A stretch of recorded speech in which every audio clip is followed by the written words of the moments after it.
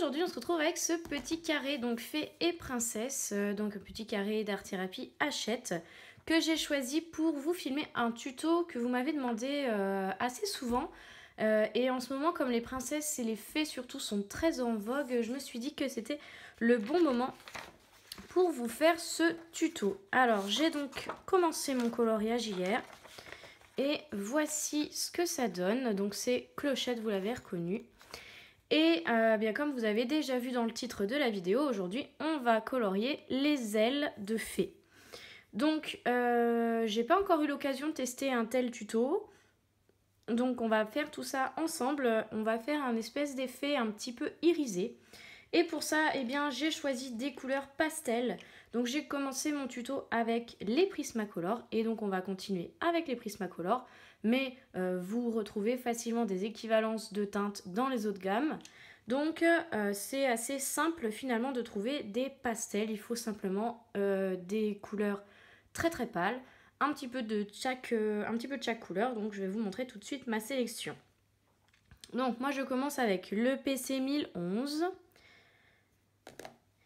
Le PC 1014,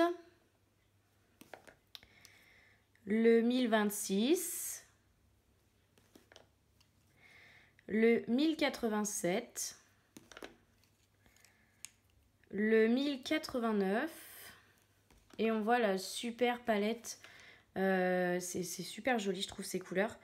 Et donc je termine avec le blanc. On va aussi avoir besoin du Posca, donc moi j'ai le PC 1M, c'est celui qui a la mine pas la plus fine mais quasiment. Et je trouve que c'est le plus adapté par rapport à la taille des traits qu'il faudra qu'on recouvre.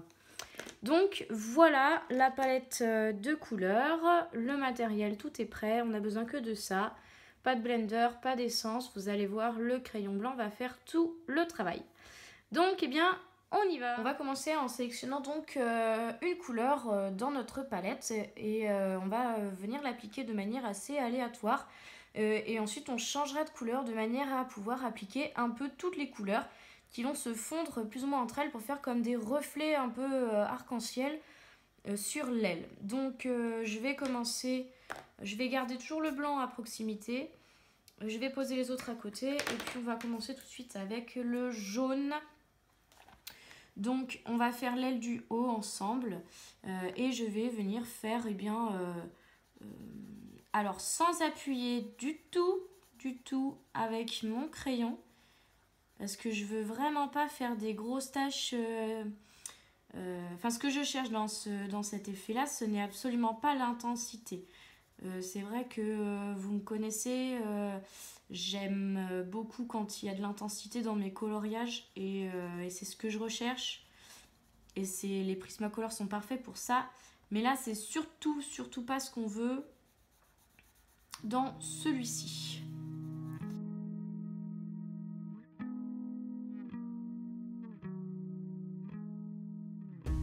Donc mes formes, enfin je veux dire ça ressemble à rien, je cherche pas une régularité dans la position de mes couleurs, faut vraiment y aller sans trop faire attention. Je prends ensuite une seconde couleur, donc là j'ai pris le vert, le 1089 et je vais venir continuer mes tâches. Alors le vert et le jaune sont des couleurs qui se mélangent très très bien entre elles, donc c'est pour ça qu'il y a certains endroits où je vais commencer à les superposer un peu, à travailler mes transitions. Donc comme d'habitude, je superpose la zone de transition et je fais bien attention à la pression de mon crayon.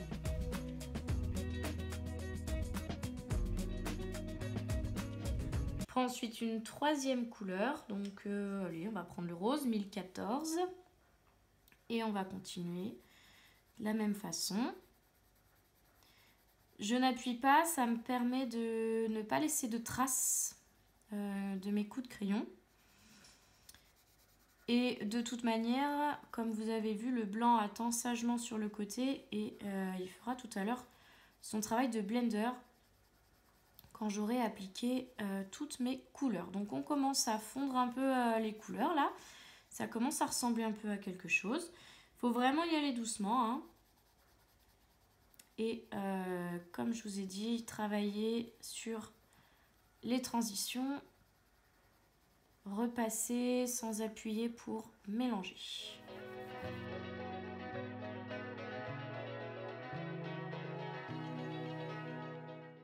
Ensuite, je prends le bleu, 1087. Toujours la même chose. Et du coup, à chaque fois, je garde en mémoire que... j'essaye de voir combien de couleurs me reste à appliquer pour définir à peu près le nombre de zones à colorier dans la couleur que je suis en train d'utiliser. C'est-à-dire que là, quand j'ai mis la couleur précédente, je savais qu'il me restait à utiliser le bleu et le violet. Donc j'ai laissé quand même de la place pour 2 couleurs. Et là, donc il me reste encore le violet, donc je ne vais pas combler tous les blancs.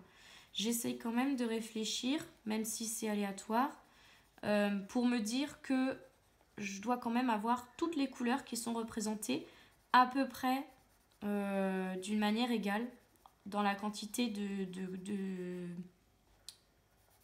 crayons qui est posée sur le papier. Je termine en bouchant donc les derniers trous avec la dernière couleur 1026.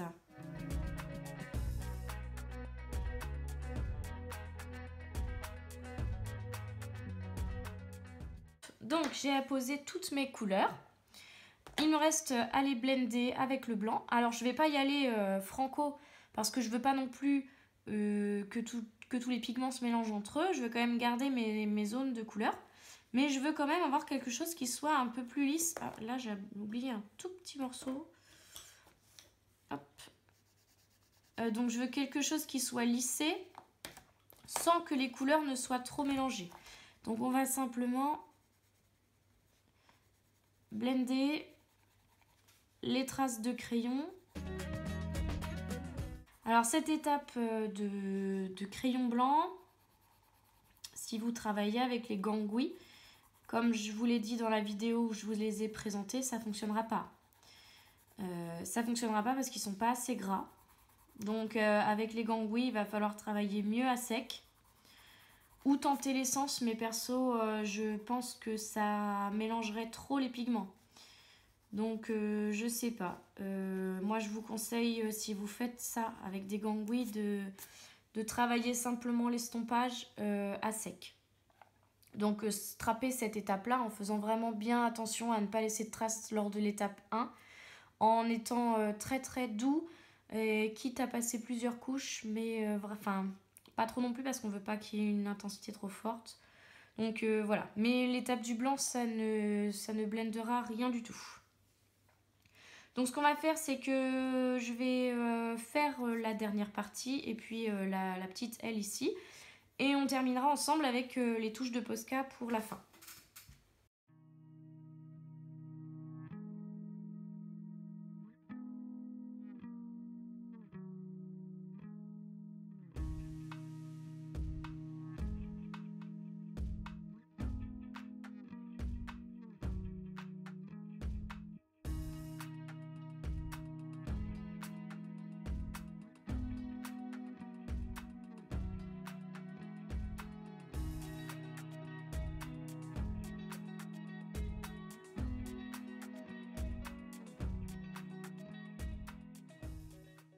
Maintenant que mes ailes sont intégralement coloriées, je vais pouvoir passer à la finition.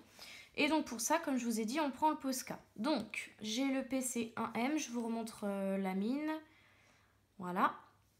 Donc pensez à bien l'amorcer avant. Et ensuite, donc la première étape, c'est de repasser tous les traits noirs afin de montrer que ces ailes sont transparentes, brillantes. Enfin voilà, tout ça quoi.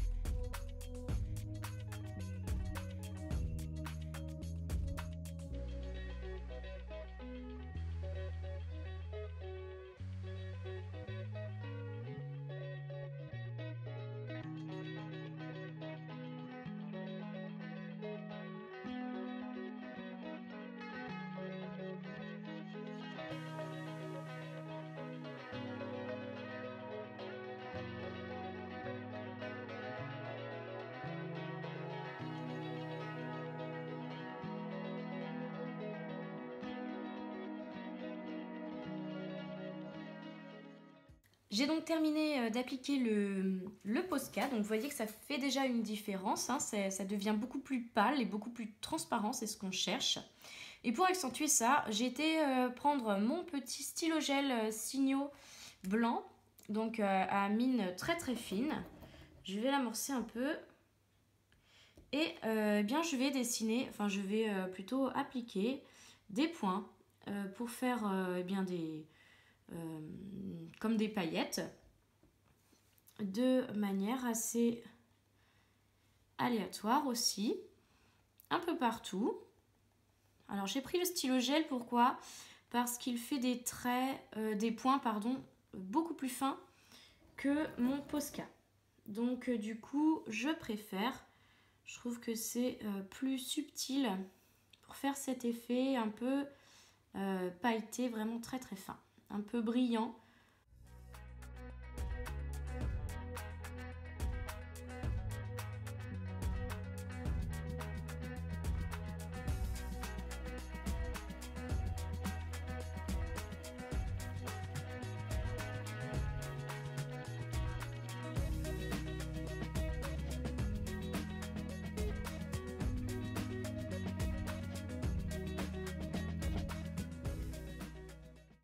Et voilà, donc j'espère que vous aimez le rendu. Moi en tout cas je trouve ça super joli. Je vais dézoomer pour vous montrer le colo en entier. Bien qu'il ne soit pas encore terminé, on voit bien l'effet d'ailes lumineuses. Donc voilà, je trouve ça super joli. Dites-moi ce que vous en pensez, dites-moi si vous essayez, si vous avez déjà testé avec pourquoi pas une autre technique, d'autres couleurs, je ne sais pas. Comme d'habitude, envoyez-moi si vous essayez. Et puis je crois que j'ai fait le tour. Voilà, mettez un petit pouce si vous avez aimé la vidéo. Abonnez-vous si vous n'êtes pas encore abonné, ça me ferait plaisir. Et puis moi je vous dis à très bientôt pour la prochaine vidéo. Et en attendant, comme d'habitude, restez connectés. Salut!